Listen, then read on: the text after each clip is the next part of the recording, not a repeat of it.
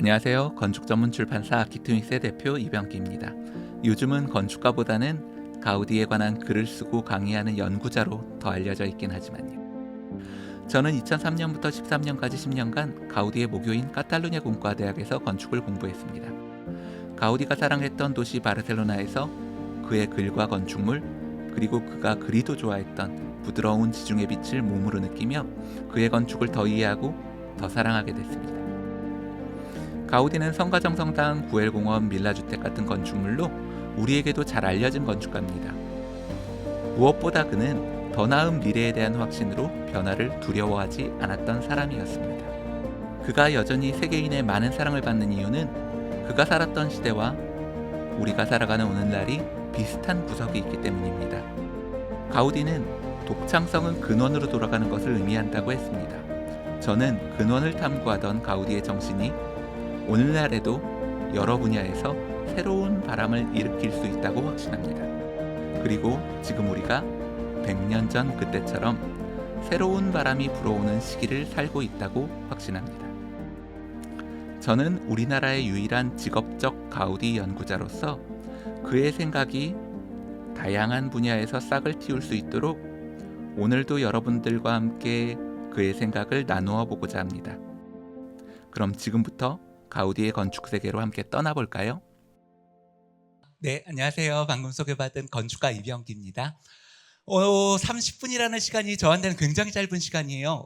가우디가 오늘 강의 내용이기도 하지만 우리랑 굉장히 다른 세계를 살았던 사람이거든요. 그래서 가우디의 건물을 보여주는 시간보다 그 시대에 대한 이해를 가지려는 시간이 더 많이 걸릴 겁니다. 가우디 하면 어디 가나 다 자연 하잖아요. 제가 오늘 제목을 이렇게 지어봤어요. 아니 그래 자연, 그게 대체 뭔데? 왜냐하면 자연이 극지방에 사는 사람한테는 굉장히 황량한 것이 자연일 수도 있어요.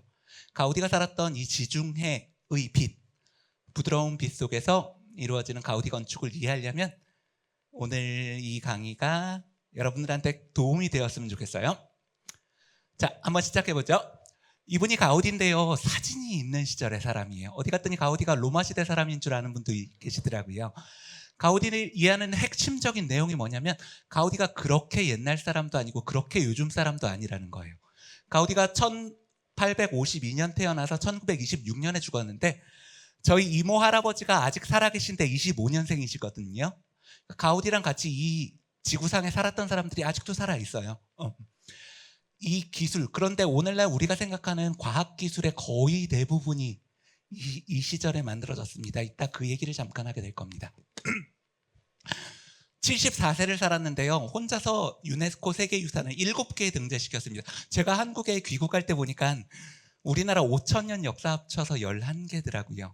근데 이 사람이 혼자서 7개를 등재시켰다는 건 내가 이 사람을 알든지 모르든지 세계 문화의 흐름에서 중요한 위치를 점하고 있구나, 이 정도 생각하시면 될 것 같아요. 미센스, 구엘, 바티오, 밀라, 성가정, 성당, 이렇게 7작품이 가우디 작품 중에 제일 유명한 작품들인데 성가정, 성당을 제외한 나머지 건물들에는 다 이름이 붙어 있거든요. 가문의 이름이에요. 바티오, 밀라, 미센스, 구엘도 자기 공장을 가지고 있는 사람이고요. 바티오도 바르셀로나에 굉장히 큰 공장이 있거든요. 이 사람들이 누구냐면 산업자본가들이에요. 산업자본가. 인류 역사상 최초로 전통적인 귀족이 아닌 사람들이 문화재급의 건물을 만들 수 있는 재력을 갖게 됐어요. 이전에 귀족 자귀를 받은 사람들이 아니고 이제 남의 집 머슴살이 하던 사람들이 백작이 돼요. 그것에 제일 유명한 사람이 구엘이라고 하는 사람인데요.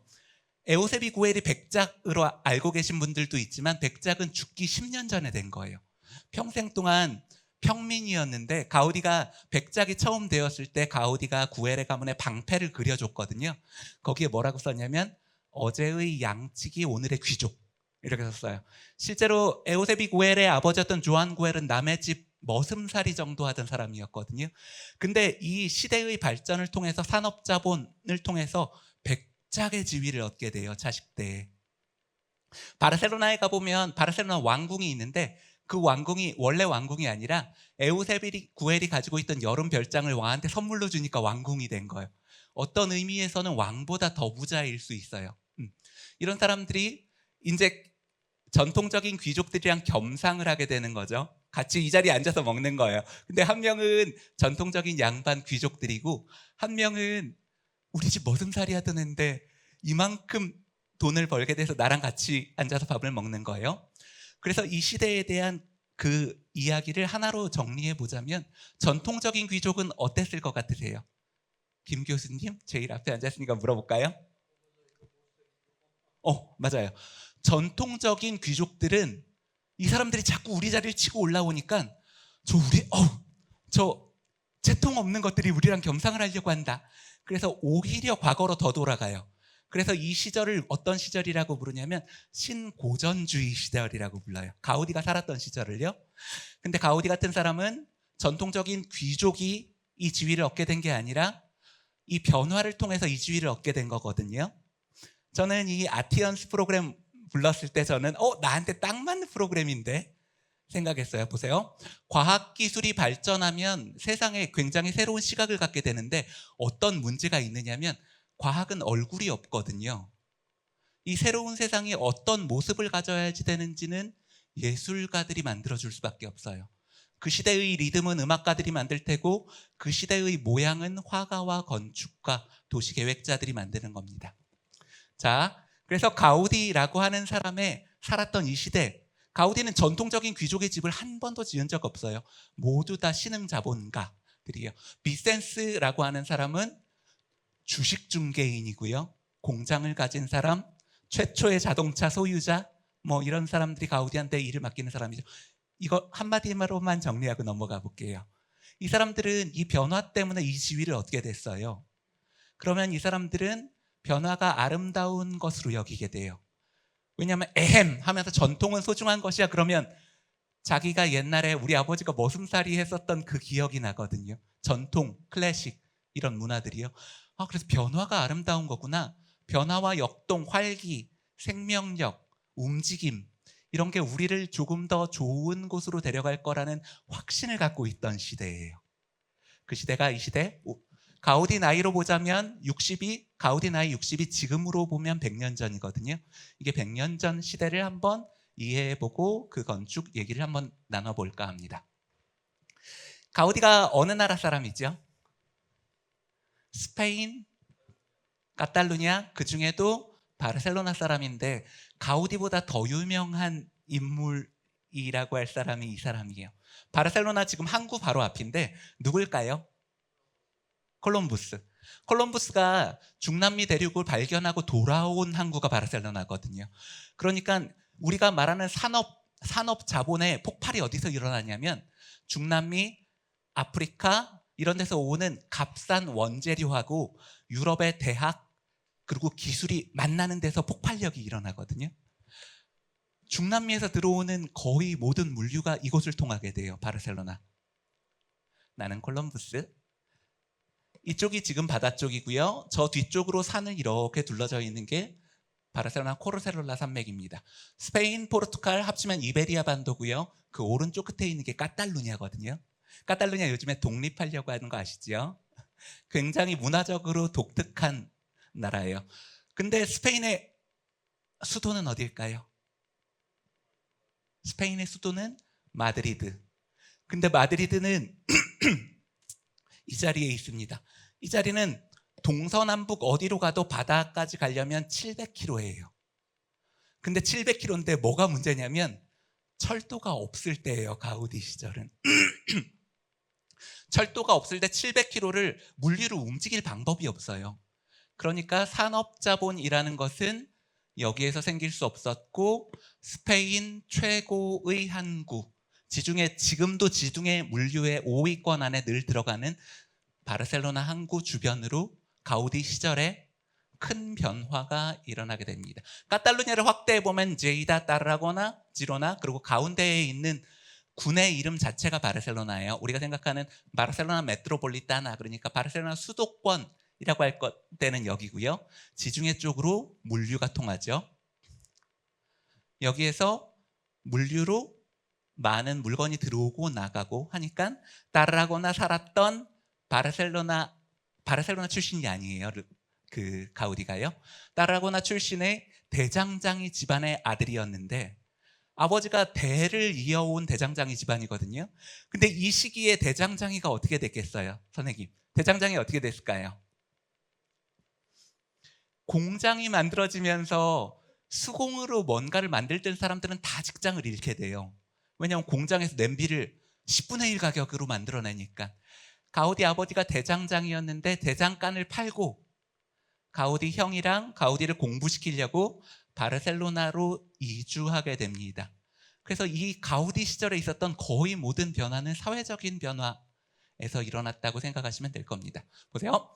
가우디가 1852년생인데 가우디 나이 앞뒤로 있었던 일들을 잠깐만 소개해 드릴게요. 스페인에서 첫 번째 증기 동력으로 공장이 만들어진 게 32년이고요. 어디에 만들어졌을까요? 당연히 바르셀로나 도시 안에 만들어진 거죠. 첫 번째 증기동력 공장. 바르셀로나에 스페인 최초의 철도가 놓이게 되는데 바르셀로나랑 마따로를 연결하는 철도가 48년. 가우디가 52년생인 거 생각하시면 가우디 태어나기 직전이라는 거 아실 거예요. 52년 가우디 태어날 때 이제 도시의 문화라는 것이 굉장히 달라져요. 왜냐하면 가로등이 생겨서 야간에도 도시를 돌아다닐 수 있던 것도 이때 처음이거든요. 가로등이 처음으로 생기고 스페인에서 야! 멀리 있는 사람과도 대화하는 기계가 나왔다던데 뻥치시네.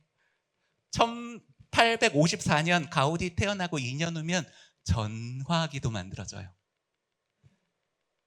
79년 가우디 대학 졸업하던 해인데요. 백열전구 세계 최초로 등장하는 거죠. 백열전구 생각해 보세요. 이거 등장하기 1년 전만 해도 임금님도 호롱불 켜고 살아야지 돼요. 그런데 이제 전기로 멀리 있는 사람 전화하고 스페인의 가우디 나이 50대 첫 번째로 자동차 등록돼서 다니기 시작해요. 야, 이러다 정말 사람이 하늘도 나는 거 아니야? 그게 말이 되냐? 사람들이 이런 대화했을 텐데 라이트 형제가 가우디 나이 52세가 되면 첫 번째 동력 비행을 하게 돼요. 지금 여기서 했었던 이 모든 일들이 한 사람의 인생에서 벌어진 일이에요. 한 사람의 인생에서. 그러면 이 시대가 와, 우리 이러다 진짜 달나라까지 가는 거 아니야? 근데 이 시대가 갖고 이 시대를 예술계에서는 미술하시는 분은 아실 거예요. 벨 에포크라고 부르거든요. 정확하게 가우디 살았던 시대가. 벨이 아름답다는 뜻이고 에포크는 아름다운 시절이에요. 왜냐하면 1880년부터 세계대전이 있었던 1917년까지 유럽권에 큰 전쟁이 없었거든요. 이런 엄청난 발전이 있는데 전쟁은 없는. 그래서 우리가 정말 아름다운 시절을 살고 있구나라고 생각했었던 그 시절의 이야기를 하고 있는 겁니다. 라몬 카사스라고 하는 화가가 아우토가라헤 센트랄이라고 하는 자동차 회사의 포스터를 그려줬어요. 예쁘죠? 굉장한 화가예요. 피카소 못지않은 화가입니다. 근데 1901년이에요. 아까 첫 번째 자동차 등록된 해랑 거의 같은 해거든요. 그러니까 이건 사실상 인류 최초의 자동차 정도 생각하시면 돼요. 근데 제가 1980년생인데 저희 어머니가 운전 시작했을 때 여자치고 빠른 편이었거든요. 근데 이거 최초의 자동차를 누가 운전하고 있는지 보세요. 억척스러운 아저씨 아니고요. 모자 쓰고 장갑 예쁘게 낀 아주머니? 여사님? 아주머니 조금 그래서 여사님이 운전하고 있는데 보세요. 이거 있기 전에는 마부가 끄는 차를 타야 되는데요. 말이 가다가 똥 싸고 막 그러니까 예측할 수 없는 일들이 벌어지잖아요. 그래서 이제 이때 이 여사님이 모델로 나오면서 하고 싶은 얘기는 저는 상상이 돼요. 뭘 보여주고 싶어 하냐면 이제 여사님 아무의 도움 받지 않고 어디든지 갈 수 있어요. 예쁘게 차려입고요. 그것의 상징 같은 거죠. 아우토가라헤 센트랄. 이 아우토가라헤 센트랄이라는 회사의 사장이 이분인데 빠꼬 아바달이라는 사람이에요. 제가 왜 가우디 이야기를 시작하냐면 하나, 둘, 셋 파세츠다 그라시아 쪽에서 살았던 사람이에요. 이 집에 살았던 사람이 어떤 사람이냐면 최초의 자동차 소유자, 스페인 왕립 자동차 협회 창립 멤버, 처음으로 만든 자동차 회사의 사장, 이집트의 왕자가 살았는데 이집트 왕자는 여기에 왜 왔냐면 스페인에 전차가 처음 생겼거든요. 전기로 움직이는 기차. 근데 스페인에 이 기술이 없어서 영국에서 교육받은 이집트 왕자가 와서 이 집에서 살았어요. 어떤 사람들이냐면 오늘날로 치면 스티브 잡스 같은 사람들이에요. 우리가 이 세상을 이끌어가는 사람이야. 우리는 정체되어 있는 사람이 아니고 움직이는 사람이고 역동적인 사람이고, 그래서 그런 것을 상징적으로 보여주고 싶은 거예요. 제가 아까 뭐라고 말씀드렸죠? 예술은 얼굴이 없다고요. 저기 제일 위에 있는 저 계단실 댕글댕글 돌아가는 것 좀 보세요. 돌로 만든 건물이에요. 돌은 단단하거든요. 근데 거기에 어떻게든 이 역동감을 담아내려고 하는 거죠. 왜냐하면 나는 고정되어 있는 것보다는 움직이는 게 아름답고, 그게 이 세상을 움직이는 힘이고, 그게 우리를 조금 더 아름다운 곳으로 데려갈 거라는 확신이 있는 사람들만 사는 거예요. 전통적인 귀족이 이런 건물을 보고 아름답다고 했을까요? 김수우 대표님? 경망스럽다고 하지 않았을까요? 그죠? 촐랑거리잖아요. 사람으로 치자면 이렇게 서 있지 않고 이렇게 있는 사람, 계속 건들건들 다리 이렇게 덜덜 떨면서 역동적이고 움직이는 것이 아름답다고 여기는 문화. 그렇지 않은 문화는 여기 있죠. 정확하게 앞으로 딴 정확한 리듬을 갖고 정확한 것이 반복되고 충분히 쉽게 이해가 되는 건축물들. 가우디의 50대 자기만의 건축 언어가 만들어졌을 때부터 가우디가 담으려고 했던 것은 그 시대의 역동성이에요. 역동성은 어디에서 오냐면 단단한 것이 단단한 것을 받쳐 있게 되면 움직임이 없거든요. 그런데 이것은 벽과 천장의 경계도 없이 이미 줄렁줄렁 흔들리고 있는 그 역동감. 돌은 원래 움직이지 않아요. 하지만 움직이지 않는 돌에도 역동감을 담을 수는 있습니다. 제 몸을 한번 보실게요. 사진을 찍어 볼게요. 사진을 찍는데 사진은 동영상이 아니라 원래 움직이지 않거든요. 근데 제가 사진을 찍을 때 이건 움직이지 않겠다는 의지를 담은 거예요. 나쁜 사진 아니에요. 굉장히 아름다운 사진일 수 있어요. 무슨 육군사관학교 졸업생도 나 지금 내가 갖고 있는 이 군인으로서의 마음 절대 변치 않을 거야. 육군사관학교 졸업생도 막 이러고 사진 찍으면 그게 그 몸, 그 마음과 어울리지 않잖아요. 근데 제 딸아이가 지금 쌍둥이 아빠입니다. 딸아이가 지금 중학교 2학년인데 예술을 배우지 않아도 기본 자세가, 사진 찍자 그럼 기본 자세가 이거예요. 사람이 머리, 몸통, 다리로 되어 있거든요. 다리를 짝다리 짚고 한쪽 팔 올리고 한쪽 팔 올리고 고개를 이렇게 꺾어야지 머리, 몸통, 다리, 사람의 삼부 구성하고 있는 이게 다 대칭이 깨진 거예요. 이 자세가 어떻게 해야 완성되냐면 제 얼굴을 잘 보세요. 이렇게 하고 이렇게 한 다음에 눈까지 한쪽 눈 감아야지 이게 완성돼. 이게 뭐냐면 머리부터 몸통까지 모든 것의 대칭을 다 깨뜨린 거예요. 사진은 돌처럼 움직이지 않지만 역동감을 담을 수는 있어요. 이것보다 한 발짝 더 나가면 사진에 어떤 역동감을 담을 수 있죠? 요즘에 많이 찍는 이야! 이 상태로 0.001초도 고정할 수 없잖아요. 그러니까 생각해 보세요. 이게 아름답다고 여기는 사람들이 있고 그것은 촐랑거린다고 생각하는 사람들이 있는 거예요. 둘 다 아름다울 수 있고 둘 다 아름답지 않을 수 있어요. 하지만 이쪽으로 이 세상의 흐름이 가고 있다는 것은 아시면 좋겠어요. 이게 가우디가 43년 동안 손에 잡고 있었던 사그라다 파밀리아, 성가정을 기리는 속죄의 성전이라고 하는 건물이죠. 지금은 이것보다 더 많이 지어졌습니다. 가우디 사후가 1926년 죽었으니까 2026년이면 100주기 되거든요. 그때 맞춰서 짓고 있어요. 그래서 2년 후면 저는 굉장히 돈을 크게 벌 거라고 생각하고 있어요. 지금 한국에서 가우디 공부하는 사람이 저밖에 없거든요. 전 웃을 줄 알았어요. 돈이 워낙에 많은 분들이라 사실 제가 긁어 모아도 별건 아닐 거예요. 자, 가우디 하면 보통 이런 것들이 많이 소비가 되잖아요. 그러면서 하는 얘기 자연이죠. 자연. 아니 그래 자연 그게 도대체 뭔데? 이게 오늘 강의의 주제예요. 그냥 뭔지도 모르겠고 그냥 다 자연 하는데 몽골 평원에 사는 사람한테 자연이 이거예요. 극지방에 사는 사람한테 자연이 이거죠. 그냥 자연이라는 건 아무것도 특정하지 않아요. 이집트에 사는 사람들이 늘 보는 자연은 이런 거예요. 황량한 가운데 있는 거대한 돌덩어리. 그러면 이게 그래 자연 그게 도대체 뭔데? 가우디 말로 한번 들어보죠. 스페인어예요. Todos los seres vivos tiene el color y el movimiento. 살아있는 모든 것은 색채와 운동감을 갖고 있다. 이게 가우디가 한 말인데 색채와 운동감이 뭔지 한번 얘기해 볼게요. 가우디가 50년생이고 70년대에 건축학과를 졸업하는데 가우디가 배우던 건축이 이런 건축이에요.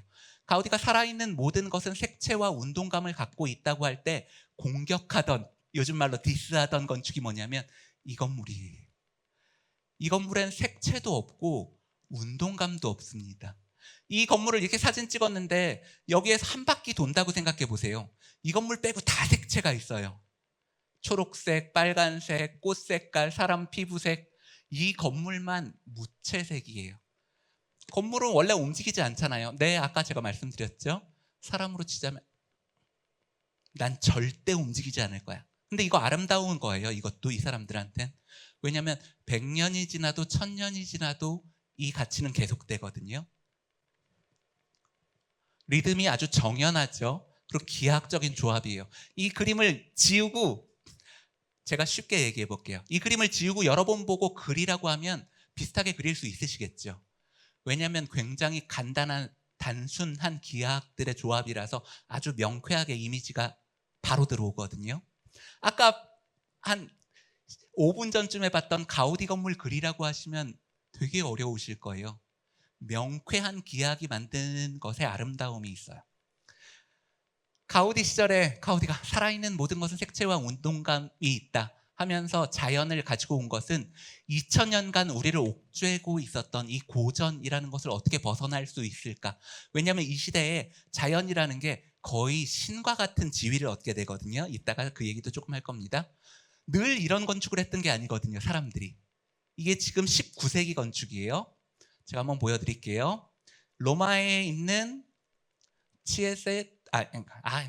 이탈리아어라서요. 이글레시아 데 헤수스, 그러니까 예수교회라고 하는 교회인데 16세기 건물이죠. 아까 가우디 시절에 봤었던 건물보다 어떠세요? 훨씬 난잡하죠.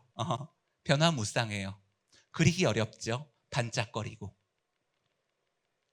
17세기 건축도 19세기 건축보다는 훨씬 역동적이에요. 단순한 조합이 아니라 원과 타원 이런 것들의 조합으로 형태가 만들어져서 이 형태를 쉽게 그릴 수 없게 만들거든요. 머릿속에서 쉽게 그릴 수 없는 형태예요. 쉽게 그릴 수 없는 형태는 역동적인 형태입니다.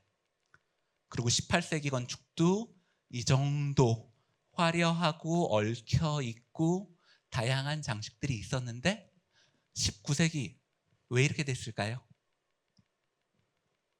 16, 17, 18 그 건축을 몰라서가 아니라 그 건축 내가 맨날 보는 게 그 건축인데 여기로 돌아왔다고요. 19세기에 무슨 일이 있었는지를 한번 알아보려고 합니다. 요즘 노벨상 한강 작가 받아서 얘기 많이 하죠. 근데 건축에 노벨상이 없거든요. 노벨상에 견줄 수 있는 상이 뭐냐면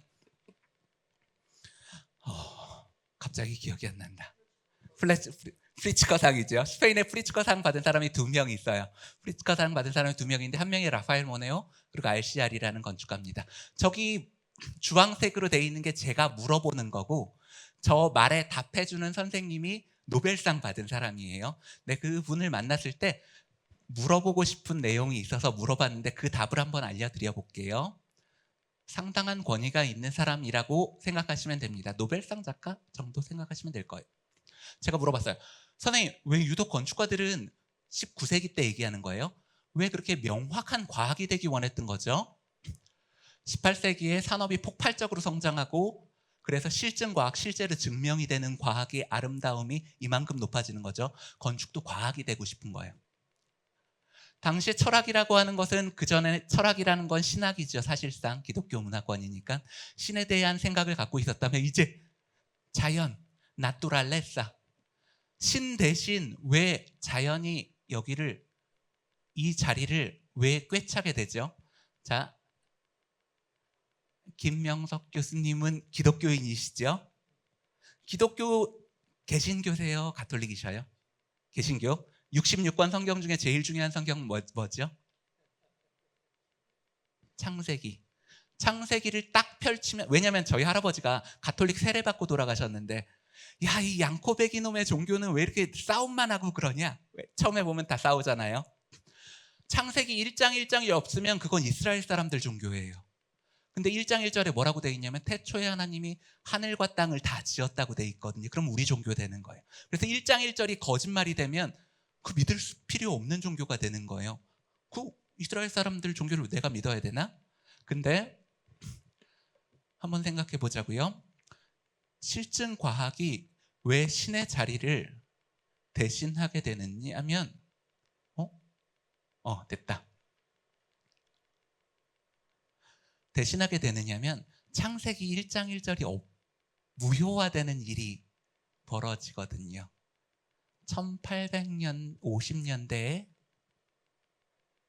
1850년대에 무슨 일이 있었느냐면 잠깐만요.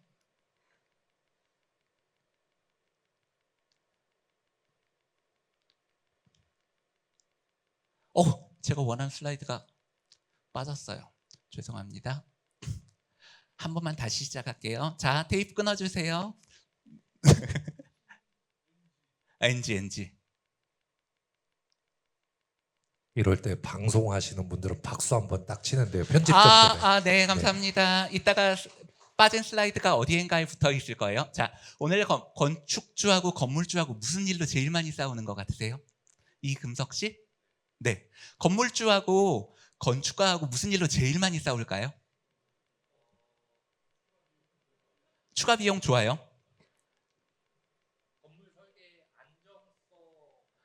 안정성 갖고 싸울 일은 없을 것 같은데요. 그건 건축가가 지식이 훨씬 높으니까. 근데 아까 그 대답 저는 마음에 들어요. 돈 혹은 시간. 선생님 이거 건물 짓는데 돈이 얼마나 들겠어요? 그럼 5억이면 짓겠는데요. 근데 늘 7억 달라고 하잖아요. 그렇지 않아요?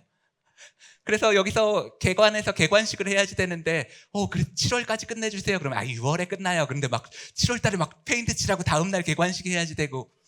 자, 이걸 그냥 더 개괄적인 말로 하자면 불확정성이, 돈도 시간도 확정되지 않는 것으로 많이 싸운다고요. 왜냐하면 과학은 확정적인데 건축은 그렇지 않다고 생각하는 거죠. 그래서 확정적인 것, 실제로 증명이 되는 과학처럼 건축이 따라가고 싶어 하자면 어떻게 되느냐면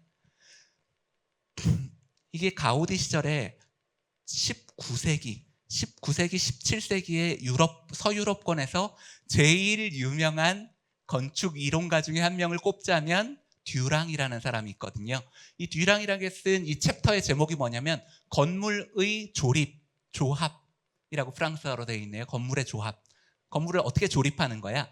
뭐냐면 카테고리화 되어 있는 거예요. 페이지를 딱 넘기면 이렇게 하면 이 건물이 완성된다. 그리고 딱 한 장 더, 선생님 집 지어주세요. 네, 앞에 전면 도로가 몇 미터인데요? 네, 그래요. 그럼 여기 피겨 7이라고 되어 있는 걸로 전면을 하면 되겠네요. 그리고 착 넘겨서 이것 중에 어느 게 좋으세요? 이렇게 되는 건축을 상상해 보신 적 있어요? 아주 과학의 일부가 되는 거죠. 이렇게 되면 이 건물을 지으려면 덤프트럭이 몇 대 와야지 되는지, 인간이 며칠 일해야지 되는지, 여기에 들어간 재료비가 얼마인지가 완전히 계산 가능해요. 왜냐하면 카테고리화되어 있고 시방서가 있는 상태의 건축이 이 시대에 오면 어떻게 하면 우리도 저 과학의 격불 좀 쬐을 수 있을까? 우리도 과학인처럼 보이고 싶어. 이렇게 되는 거였죠. 그러면 이제 가우디 시절에 대한 대강의 머릿속에 그림을 가지신 거예요. 1852년 태어나서 1926년 죽었던 가우디를 막대 그래프로 그려봤습니다. 가우디 학교 졸업할 때까지 미올레 르딕이라고 신고딕주의자, 우리 고딕으로 돌아가자. 고전으로 돌아가자는 신고전주의에는 온갖 시대가 다 있거든요. 고딕으로 돌아가자, 신고딕주의자. 고전으로 돌아가자, 신고전주의자. 신이집트로 돌아가자, 신이집트주의자. 신무대하르주의자. 다 있어요. 왜냐하면 방금 전에 본 것처럼 건축이 카테고리화 됐거든요. 그래서 카테고리화 된 이것을 따라하면 이집트 양식이 되고 이것을 따라하면 이집트 양식이 되는 거예요. 건축이 과학의 일부가 된 거죠. 카테고리화된. 이게 가우디 학교 다닐 때 배운 건축. 그리고 가우디 나이 40에서 60까지가 아르누보 시절인데 아까 말한 대로 자연이 그 위치를 점하게 돼서 역동감, 변화 이런 것들이 세상을 주도하던 시기입니다. 자, 자연이 그냥 그래 자연 아름다우니까 나 여기 써야지 하는 것 아니에요. 이 그림에서 자연이 이 기둥에 딱 한 번밖에 안 나왔잖아요. 이 금석씨 어디에 사용됐죠? 벽 말고 이 기둥에서 네, 기둥 머리에만 사용됐어요. 자, 근데 기둥 머리가 어디냐면 기둥이 뭔가를 받치는 부재잖아요. 받쳐지는 아이하고 받치는 아이하고 딱 붙으면 힘이 일로 흐르는구나 안정되거든요. 근데 이 둘 사이가 이만큼 떠 있어요. 그림에서 보면. 왜 떠 있냐면 그 사이를 점하고 있는 이 자연물, 고사리 덩굴 같은 게 그 사이를 점하고 있어서 기둥이랑 보 사이가 붕 떠 있는 거예요. 근데 그 자연물이 저 건물의 무게를 버틸 만큼 단단하게 생겼어요? 네, 아니죠. 고사리처럼 아주 얇은 자연물로 그 사이가 떨어지니까 이 건물의 무게를 이 기둥이 버티고 있는 것처럼 보이지가 않아요. 자연물이 그 사이에 끼어 들어가면서 그런 일들이 벌어지게 된 거죠. 제가 이 강의 몇 시까지 하는 거죠? 원래는 30분입니다. 그래요? 제가 5분 안에 끝낼 수 있을까요? 네네. 네네. 천천히 5분 안에 하셔도 끝낼게요. 됩니다. 네. 제가 좀 흥분했어요. 네. 자, 가우디가 죽기 전에 더 스테일이라고 하는 신조형주의, 네오플라스티시즘이라고 하는데 신조형이에요. 이전까지 조형은 의미 없고 새롭게 시작하자. 신조형주의라는 게 더 스테일의 헤리트 리트웰트의 이 의자가 1918년 가우디 살아있을 적에 만들어집니다. 지금 이 의자, 이 금석씨 집에 놓으면 어울릴까요? 왜요?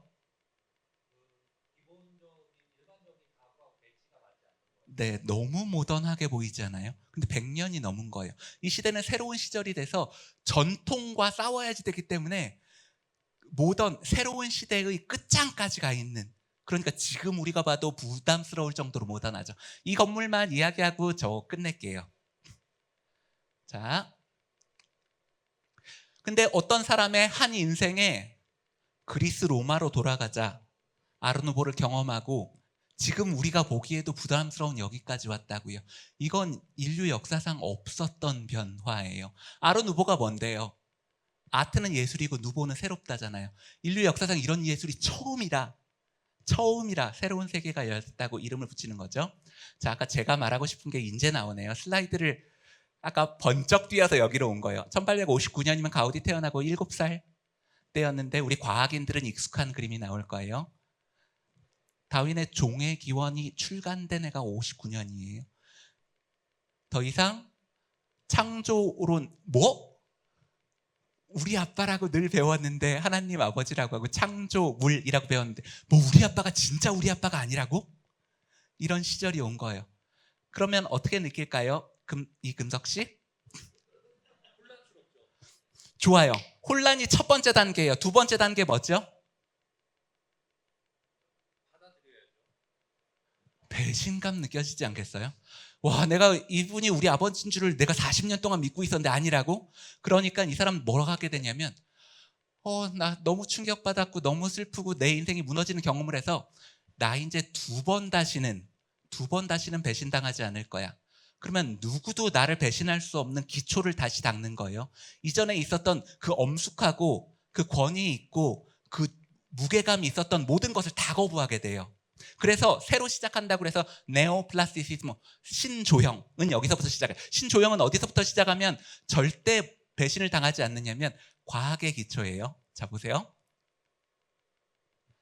2차원 회화를 그리는데 X축하고 Y축 없이는 그림을 그릴 수가 없어요. 평면은 X축, Y축이 있어야 되거든요. 수직, 수평.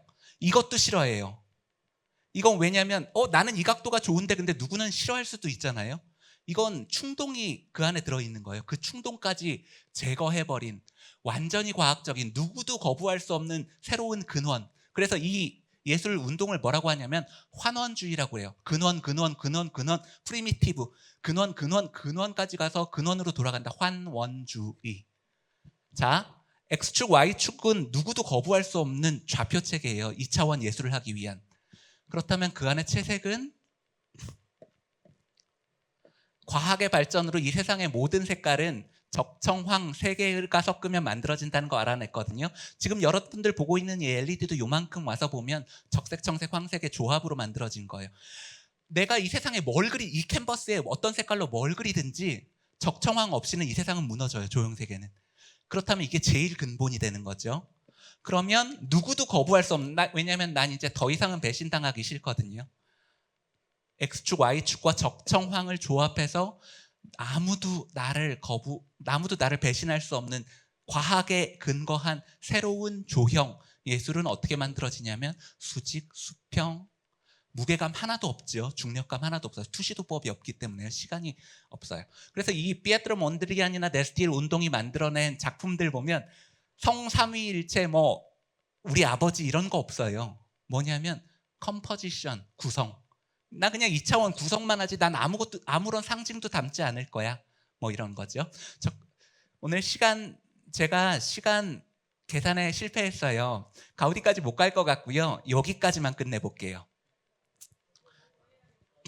더 해도 되겠어요? 네. 자, 보세요. 무게감이 없고 중력감이 없는 건축. 왜냐하면 그게 엄숙함의 상징이 제일 높은데 이게 엄숙한. 보세요. 여기 의자에 앉게 되면 어떻게 되냐면 제가 이 의자에 앉게 되면 제 몸무게가 이 밑에 기둥으로 가는 게 눈에 보이죠. 근데 이 세상에 위에 있는 걸 밑에 있는 게 받칠 수는 있는데 아래에 있는 게 위에 있는 걸 받칠 수는 없는 거예요. 물 흐르는 것처럼. 여기 사람이 앉으면 힘이 어디로 가냐면 요 막대기로 가잖아요. 근데 이 막대기가 나무 막대기로 받쳐지고 있으면 참 마음이 편안하겠는데 힘의 흐름이 눈으로 보이니까. 근데 이 막대기보다 위에 있어요. 쟤를 받치는 것 같지 않거든요. 그게 이 의자를 봤을 때 이 금석씨가 불편했었던 것의 시작이에요. 힘이 어디로 흐르는지가 명쾌하지가 않거든요. 그 말은 힘의 흐름, 중력감이 없다는 거. 반중력. 지구상에는 모두 다 중력이 있는데 여긴 반중력인가? 이런 생각을 하는 거죠. 그 의자가 어디서 사용됐냐면 헤르트 리트펠트의 슈레더 하우스라는 집. 자, 보세요. 이 감각이 건축에까지 넘어오게 되면 어떻게 되냐면 이 단단한 벽조차도 움직이는 거예요. 그리고 이 공간에서 조형적으로 제일 중요한 건 코너부인데 코너가 열리면 코너에 창이 없어져요. 이 모서리가. 그러면은 바깥으로 완전히 열려버리는 거죠. 지금 여기 이 상태에서. 이 장면 보세요. 건물의 벽체를 사람이 손으로 뜯어서 가지고 갈 수 있어요. 건물은 분해되는 상태.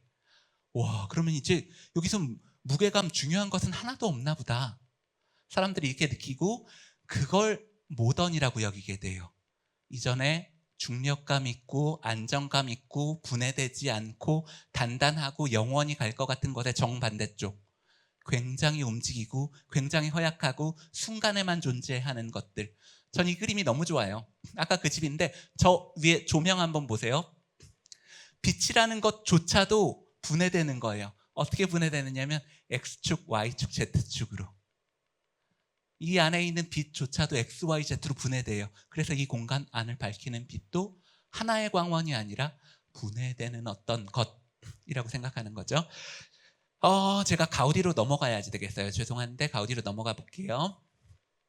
제가 이걸 여기 오기 전에 2번 해봤거든요. 30분에 가능했었는데요. 오늘 어떻게 된 건지 모르겠네요. 이 안에 이상한 분위기 때문인 것 같아요. 자, 파블로 피카소, 조안 미로, 살바도르 달리. 재미있는 것은 가우디랑 같은 시절 살았죠. 우리가 1900년 앞뒤로 조형예술계의 제일 중요한 사람 10명 뽑으려는데 내가 거기에 안토니 가우디, 살바도르 달리, 조안 미로, 파블로 피카소 넣으면 야, 그 사람 말도 안 돼, 빼! 이럴 사람이 있어요? 없지 않아요? 그저 이 사람들 말고 이 시대 다른 예술가 얘기해보라면 될 사람도 별로 없어요. 근데 재밌는 것은 파블로 피카소, 조안 미로, 살바도르 달리, 안토니 가우디 다 까탈루냐 사람이에요. 이게 뭐냐면 1900년 앞뒤로 전 세계 탑 10을 뽑았는데 그중에 4명이 까탈루냐 사람이라고요.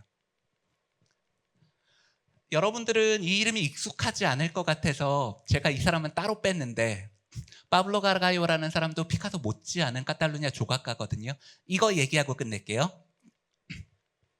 어떤 그림을 그렸냐면 조각을 이런 그림, 이런 그림, 이런 그림 그렸어요.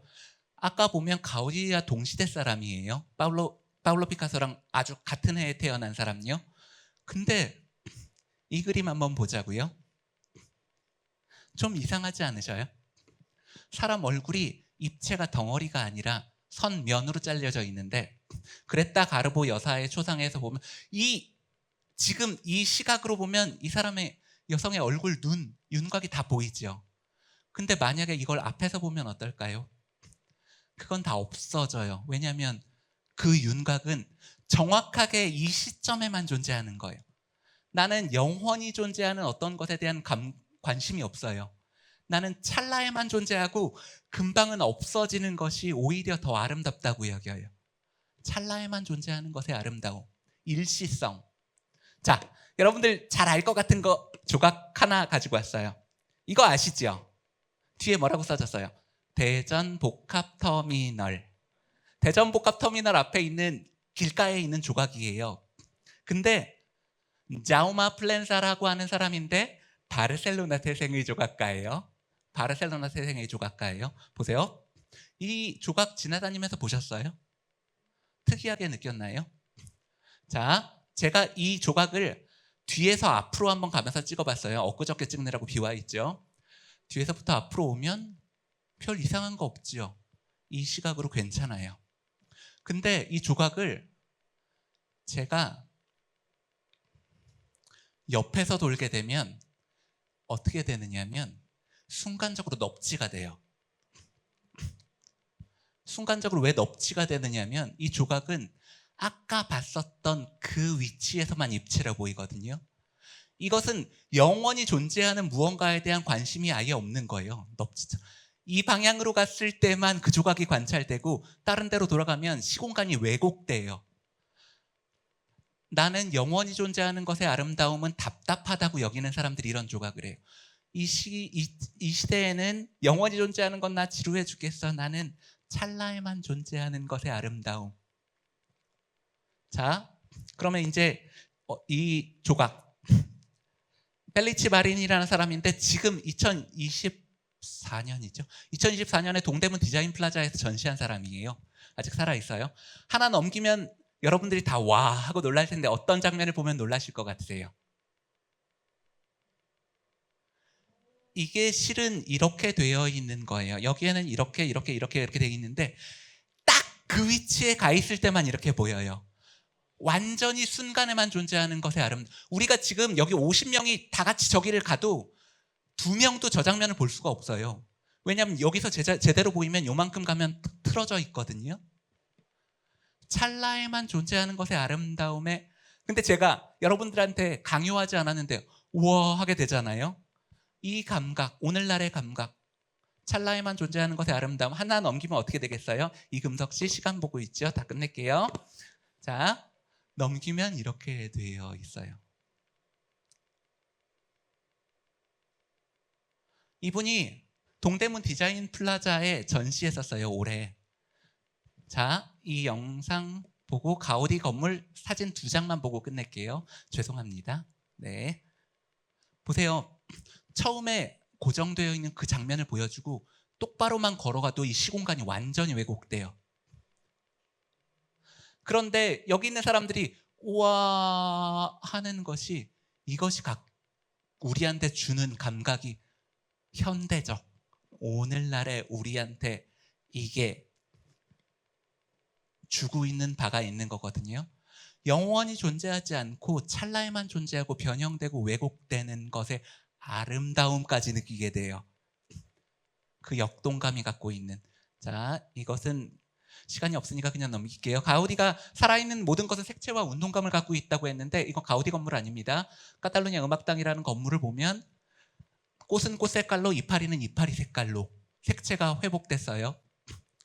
그 안에 있는 기둥들 이전과 똑같은 힘을 바치고 있는데 기둥 지름도 고전이랑 똑같거든요. 근데 더 이상 무거운 것을 버티는 기둥처럼 보이지 않죠. 왜냐하면 자연물이 갖고 있는 경쾌함, 가벼움, 변화무쌍함이 이 건물의 육중한 돌 건축이 갖고 있는 그 고정되어 있음을 흔들어 놓는 거예요. 제가 여기 앞에 섰는데 여기 동그라미 프린트가 이렇게 되어 있는 옷을 입으면 정면성이 있는 거예요. 동그라미 프린트가 이렇게 되어 있으면 나를 이렇게 보고 싶게 만들거든요. 옆에서 보는 순간 어떻게 되는지 보세요. 1층, 2층을 가로지르는 난간, 기둥들이 다 누웠잖아요. 그죠? 이게 사실은 수평선이어야 되는데 이걸 기준으로 놓고 보면 방사선이 돼요. 다 가운데서 방사 하면서 건축물은 원래 움직이지 않지만 이 건물이 가지고 있는 역동감이 떠오르게 되죠. 밀라 주택의 옥상층에 가보면 이렇게 다양한 뭔가가 있는데 이걸로 끝낼게요. 여기 이 부분의 사진을 제가 가서 찍어왔거든요. 이 강의하려고. 물론 이번에 찍은 건 아니에요. 근데 강의하려고 찍은 건 맞아요. 이 부분 사진이 없어서 제가 가서 찍었어요. 자, 보세요. 이 멈추지 않고 변화하는 역동감, 가우디 말고 가우디의 라이벌들은 지금 꽃에 색칠해서 붙이고 있을 때예요. 같은 애거든요. 근데 이 사람은 역동감을 자기가 그려내기 시작했어요. 여기 이 부분을 제가 한번 따내면 어떻게 보이는지 한번 보세요. 하나, 둘, 셋. 너무 아름답지 않아요? 자, 여기 있는 선이 선으로 존재하지 않습니다. 왜냐하면 선인 것처럼, 날렵한 선인 것처럼 보였던 선이 공중에 가면서 스르륵 공중에 흩날리는 머리카락처럼 공중에서 싹 사라지고 없거든요. 헛개비예요. 이 단단한 돌에 조각을 했는데 그게 헛개비처럼 바람에 흩날리는 머리카락같이 부드러운 입체가 되었다고요. 아이고. 자, 설명하지 않을게요. 사진만 몇 장 보면 이제 설명이 될 겁니다. 가우디 시대에 갖고 있었던 건축 재료는 돌밖에 없어요. 철근 콘크리트 직전의 사람입니다. 돌은 단단해요. 근데 그 돌에 담은 부드러움을 한번 보자고요. 까사바띠오에 담긴 부드러움. 자연물을 왜 따라하냐면 자연물이 갖고 있는 부드러움이 오늘날의 건축과 닮아 있지 않아요? 2013년도에 동대문 디자인 플라자, 오늘날 제일 우리가 재미있게 보는 건축물이 100년 전에 가우디 시절에 보던 건물과 닮아 있다고요. 이 건물의 구조, 단단한 뭔가를 받치는 구조가 쓱 변화해서 면이 되는 이 부드러운 입체, 마치 살아있는 동물의 다리를 보는 것 같이 테두리가 흐릿해지고 움직이는 듯하고 고정되어 있지 않은 듯하고. 이것도 우리나라에 있는 건물입니다. 인천의 디스코텍. MVRDB라고 하는 건축가의 작업인데, 자, 가우디의 건축물 성가정 성당에 사용된 색채, 운동감이 이 건축물을 단단한 고정되어 있던 돌 건축물에서 어떤 이미지로 변신시키는지 한번 보세요. 그게 지금 오늘날 지어지고 있는 건축물의 성향과 매우 닮아 있거든요. 가우디가 죽고 나서 언제 제일 인기 있는지 아세요? 이금석 씨? 지금 제일 인기 있어요. 가우디 죽고 나서 가우디가 인기가 되게 없었어요. 제가 한번 보여드려 볼게요. 건축 역사에서 나오는 그 시대 구분을 이렇게 구분하면 이상하다고 할 사람이 아무도 없습니다. 그리스 로마 고전의 시대죠. 고딕, 르네상스, 바로크, 로코코가 있고 신고전주의 있고 아르누보 있고 모더니즘, 그리고 오늘날. 제가 이게 마지막 슬라이드예요. 자, 보세요. 그리스 로마의 건축은 수직 수평, 순수 기하학적인 형태로 여러분들이 쉽게 그릴 수 있는 형태의 조합이에요. 보세요. 이 건물의 반이 부서졌는데 여러분 이 건물 어떻게 생겼는지 빤히 그릴 수 있잖아요. 없는 부분까지. 그만큼 쉬운 기하학이에요. 수직 수평, 쉬운 기하학, 무채색이죠. 그리스 로마 시대가 끝나고 나면 고딕 시대가 와요. 고딕 시대의 건축물이 어떻게 생겼냐면 가우디 시절처럼 반짝이고 변화무쌍하고, 기둥이 올라가서 기둥으로 끝나는지 보세요. 안 끝나요. 기둥이 올라와서 바닥 벽이 천정이 됐다가 다시 바닥이 되거든요. 이 건축물 보고 와, 이거 비례가 되게 좋은데 이러면 바보예요. 이건 비례가 없어요. 왜냐하면 머리하고 목이 구분이 가야 팔등신이 되잖아요. 근데 구분이 없는데 어떻게 비례를 따져요? 이걸 보면 어떻게 하면 이게 정상이에요. 왜냐하면 심장으로 바로 오거든요. 자, 고전주의 그리고 고딕 시대가 끝났습니다. 르네상스 시대가 됐는데 다시 기둥과 아치, 천장, 벽이 딱딱 구분이 가고 무채색이 됐고 쉽게 그릴 수 있는 형태가 돼요. 그렇죠? 르네상스 시대의 건물을 지나서 바로크 시대가 되면 어떻게 될 것 같으세요? 김수우 선생님? 공부를 잘하셨으면 제가 제 의도를 알아들으실 거예요. 자, 여기에는 형태라는 건 없어요. 왜냐하면 너무 혼잡하고 베베 꼬여있고 반짝반짝해서 현란하기 그지없거든요. 이 안에서 형태를 보는 사람은 없어요. 왜냐하면 형태를 일부러 가리려고 하는 디자인이에요. 가보면 어떻게 되냐면 심장으로 바로 와요. 자, 그 다음엔 어떻게 될까요, 이금석 씨? 네. 딴딴딴딴 정연한 리듬의 기하학적인 형태의 조합이고 너무 명쾌하고 연락에 쉽게 그릴 수 있어요. 이 시대가 끝나고 나면 아르누보가 오는데 다시 심장으로 바로 가요. 모더니즘 시대가 되면 이것보다 더 쉽게 그릴 수 있는 건축물이 있어요. 모더니즘 건축이 제가 98학번인데요. 제가 학교 다닐 때도 이 1930년대 건물이 세계 1등 건물이었어요. 2000년까지. 르꼬르비제라고 하는 철근 콘크리트 건물을 만든 사람이고요. 오늘날로 와보자면 그 단순함이 다시 깨지고 역동적이고 반짝거리고 움직이고 촐랑대고 경망스럽죠. 보세요. 빛이 어디서 나오냐면 건물 안에서 튀어나와요. 건물 안에서 튀어나온다는 건 건물에 덩어리는 없다는 거예요. 말을 하자면 해파리 말미잘 같은 거죠. 투명한 데에서만 빛이 튀어나올 수 있어요. 나는 이렇게 연체동물같이 부드럽고 반투명한 아이지롱 이야기하는 거죠. 자, 이 하나, 둘, 셋, 넷, 8개의 시대가 어떻게 하면 쉽게 이해가 될 것 같으냐면 이렇게 바꿔보세요. 이쪽에 4개, 저쪽에 4개 상당히 다르죠. 어떻게 다르냐면 이 8개 중에 쉽게 그릴 수 있는 형태 하라 그러면 이거예요. 이 중에 반짝거리는 재료가 사용된 건 이거예요. 이 중에 역동성이 담긴 거라면 이거예요. 여러분들이 쉽게 그릴 수 있는 것과 쉽게 그릴 수 없는 건 어디 있냐면 사람의 인체, 기관 중에 사람을 대표하는 건 머리와 심장이잖아요. 냉철한 이성, 뜨거운 심장. 여기로 바로 오는 건축이 있고 여기 바로 오는 건축이 있죠. 제가 하고 싶은 이야기는 여러분들 가우디 배워서 뭐 하시겠어요? 사실 쓸모없지. 근데 가우디를 통해서 오늘날을 이해할 수 있어요. 오늘날 뭐가 이해할 수 있느냐면 변화와 역동이라는 것이 이 시대의 공통 감각이구나. 사람들이 일로 가고 있네. 여러분들이 뭘 하든 상관없어요. 자, 물병, 핸드폰, 각진 거 있나 보세요. 각진 핸드폰 있으면 손 들어 보세요. 없을걸요. 끄트머리가 다 동글동글해요. 이 디자인. 요즘 우리가 가지고 있는 우리 주변을 둘러싼 자동차 생각해 보세요. 옛날에 모래시계 할 때 각진 그랜저가 남자들의 로망이었는데 지금 그랜저 아니라 볼보도 각지게 안 나와요. 왜냐하면 부드럽고 역동적이고 고정되지 않은 것이 아름답다고 여기는 시대가 왔거든요.